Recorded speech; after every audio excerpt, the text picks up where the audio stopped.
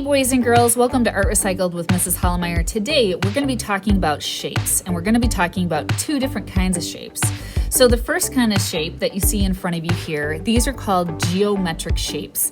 These are mathematical shapes that you've probably seen on your math tests. They're also called man-made shapes in art because often buildings and things that man makes is kind of made out of these shapes.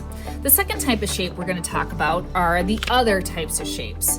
All shapes that are free form. In other words, they could be blobs or leaves or even my hand.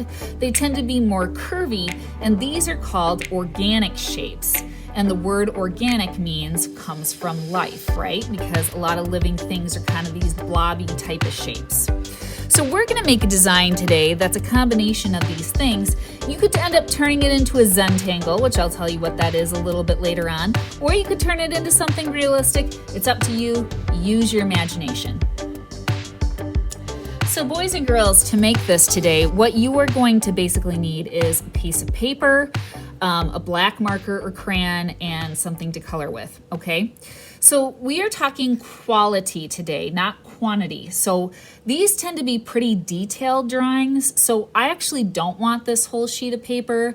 Whatever paper you have, you want to fold it in half like this. And then you're going to use a scissors and you're going to cut half of it off. Now, you could take the other half and use it for something later, right? It doesn't matter if the paper you're drawing on today is either this way or this way. It's up to you. I'm going to choose to have mine going this way. Now, boys and girls, it helps if you have a ruler for this project.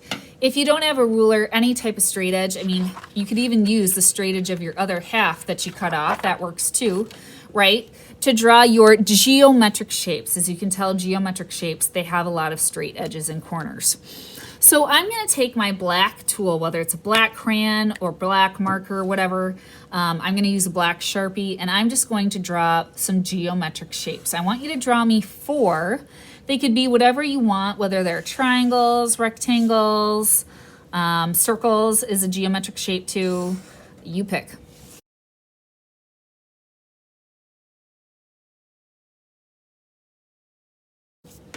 All right, so I have my 4 geometric shapes, 2 triangles, a trapezoid, and a rectangle. Now, I'm going to take and draw 4 organic shapes, whatever you want. It could be a blob, a leaf, a hand, whatever.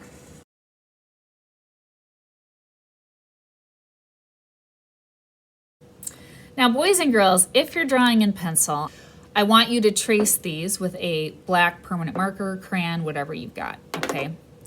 So now that I have my shapes down, here is your assignment. These are permanent. They shouldn't be able to be erased. And your assignment is you need to draw a design out of the 8 shapes that you put down. And you cannot change those shapes in any way. And I'm trusting that you'll be able to do that. I know you're at home and I can't see you. But that's why I had you trace them with a marker first before we moved on, and I didn't tell you what your assignment was right away. So those 8 shapes stay as they are. Now you have to turn this into something. And it doesn't have to be realistic, but it could be realistic if you wanted it to be. And I'm going to show you some different examples. So for example, this first example is one that I did a long time ago with this creative exercise where I just turned my organic shapes into these black blobs with charcoal.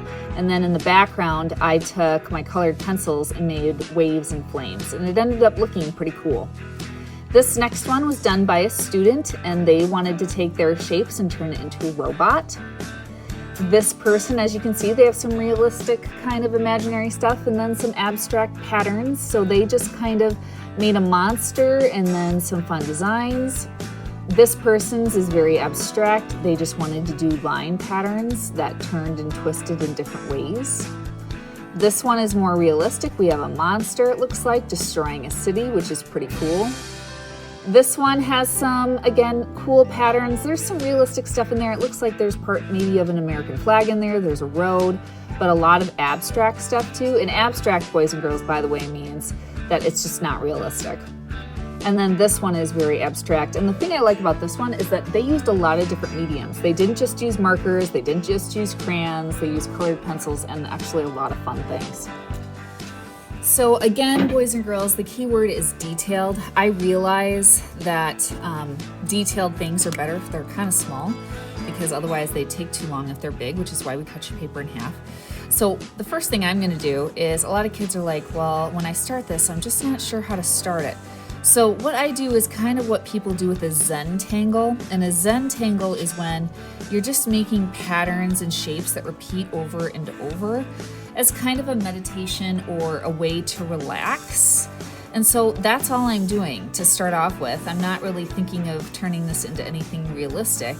I'm just gonna take my black marker and make some patterns. Now, if something realistic comes to me along the way, like maybe turning this into a leaf, then, you know, that's where you just kind of go from there. But really, boys and girls, this is an exercise in your creativity, in your imagination. You know, what can you do with this? And again, you can add anything you want. So if you want to add shapes or add various types of lines, which again, you should be doing anyways, but that's up to you. And you're gonna see me use markers and you're gonna see me use colored pencils on this as a way of filling it in. And I love how the markers are really bold, and I love how the colored pencils are super soft.